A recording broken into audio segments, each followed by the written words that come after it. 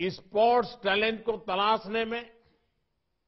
तराशने में इस तरह के सांसद खेल महाकुंभ की बड़ी भूमिका है। साथियों, एक वक्त था जब स्पोर्ट्स की गिनती एक्स्ट्रा करिकुलर एक्टिविटी में के तौर पर हुआ करती थी, यानी इसे पढ़ाई से अलग केवल टाइम पास का जरिया समझा जाता था। बच्चों को भी यही बताया और यही सिखाया। इससे पीढ़ी दर पीढ़ी एक मानसिकता समाज के अंदर घर कर गई कि स्पोर्ट्स उतना जरूरी नहीं है, वो जीवन और भविष्य का हिस्सा नहीं है। इस मानसिकता से देश का बहुत बड़ा नुकसान हुआ।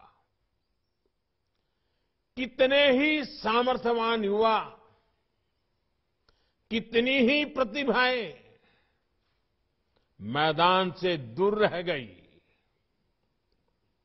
बीते 8-9 वर्षों में देश ने इस पुरानी सोच को पीछे छोड़कर स्पोर्ट्स के लिए एक बेहतर वातावरण बनाने का काम किया है। इसलिए अब ज्यादा बच्चे और हमारे नौजवान स्पोर्ट्स को कैरियर के विकल्प के तौर पर देखने लगे हैं। फिटनेस से लेकर हेल्थ तक, टीम बॉन्डिंग से लेकर तनाव मुक्ति के साधन तक, प्रोफेशनल सक्सेस से लेकर पर्सनल इंप्रूवमेंट तक स्पोर्ट्स के अलग अलग फायदे लोगों को नजर आने लगे हैं। और खुशी की बात यह है कि माता पिता भी अब स्पोर्ट्स को गंभीरता से ले रहे हैं। ये बदलाव हमारे समाज के लिए भी अच्छा है, स्पोर्ट्स के लिए भी अच्छा है। स्पोर्ट्स को अब एक सामाजिक प्रतिष्ठा मिलने लगी है। और साथियों, लोगों की सोच में आए इस परिवर्तन का सीधा लाभ खेल के क्षेत्र में देश की उपलब्धियों पर दिख रहा है। आज भारत लगातार नए नए रिकॉर्ड बना रहा है। हमने ओलंपिक में अब तक का सर्वश्रेष्ठ प्रदर्शन किया। पैरालंपिक में भी अब तक का बेस्ट प्रदर्शन किया।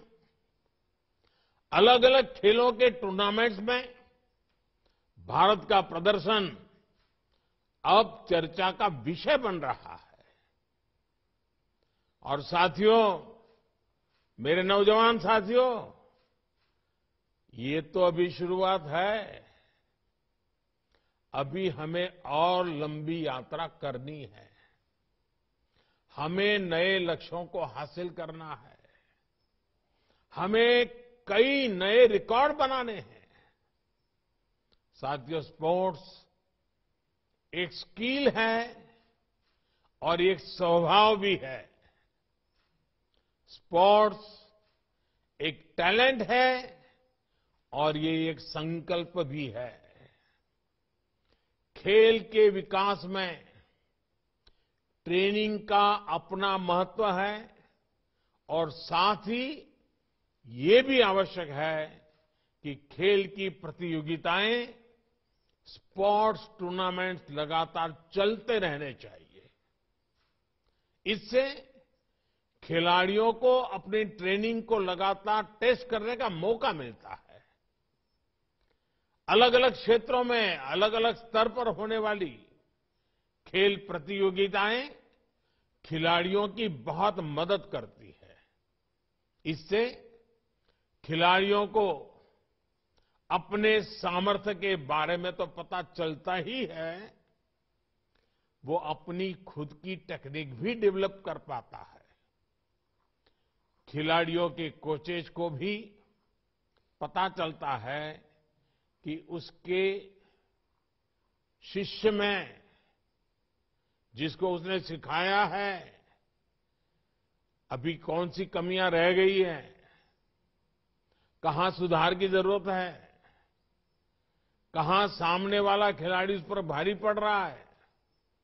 इसलिए ही संसद महाकुंभ से लेकर राष्ट्रीय खेलों तक खिलाड़ियों को ज्यादा से ज्यादा मौके दिए जा रहे हैं।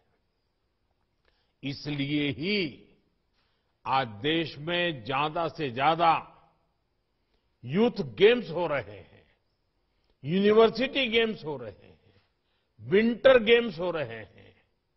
इन गेम्स में हर साल हजारों खिलाड़ी हिस्सा ले रहे हैं।